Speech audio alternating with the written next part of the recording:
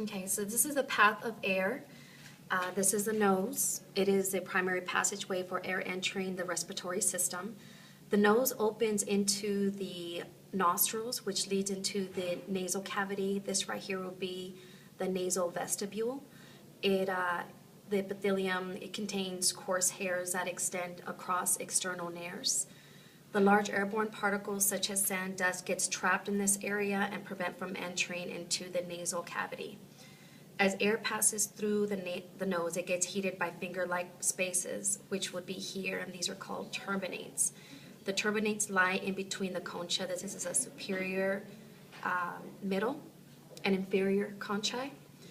And the turbinates direct passage of air along specific path where it adds warm, moist, and heat as it passes. It increases the surface area of the nose to make heating and humidification process efficient. The nasal cavity opens into the nasopharynx, which is the upper portion of the pharynx here. The pharynx has actually three parts. The nasopharynx, as I mentioned, is right here. The nasal cavity is open above the soft palate. And the oral pharynx would be right here. Oral cavity opens, as you can see here, this is the mouth. And the laryngopharynx would be here. No, I'm sorry, right here.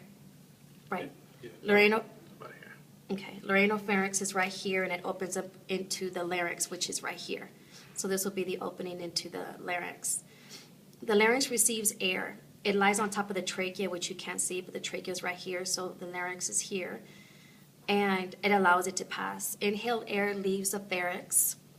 As it's leaving the pharynx, it's passing through a narrow opening called the glottis. The glottis is this opening here. This is the epiglottis. So, as you know, to see as a landmark. And larynx is made of thyroid cartilage.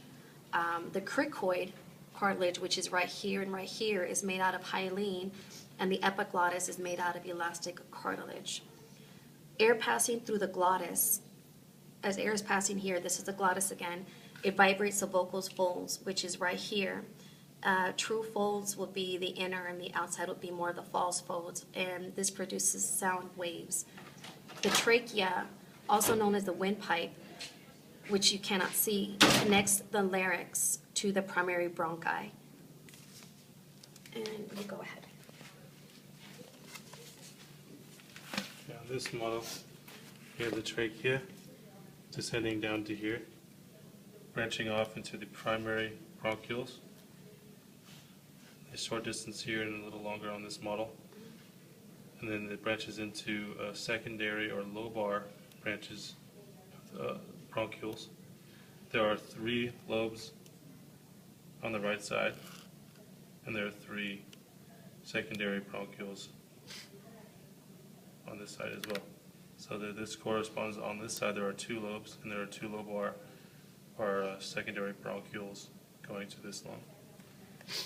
After that, it branches off into tertiary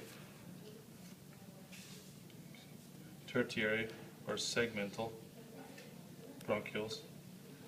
They are still disconducting air, so they're not absorbing, they're not exchanging gases. At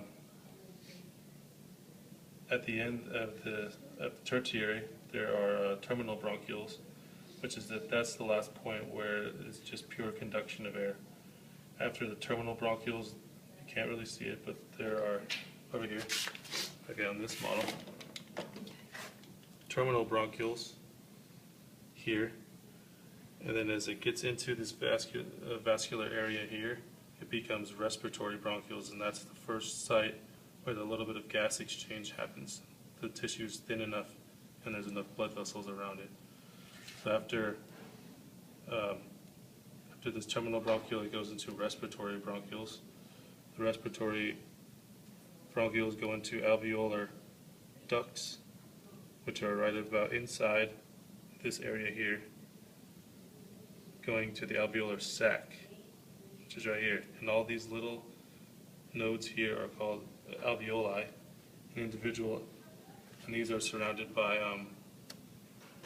elastic fibers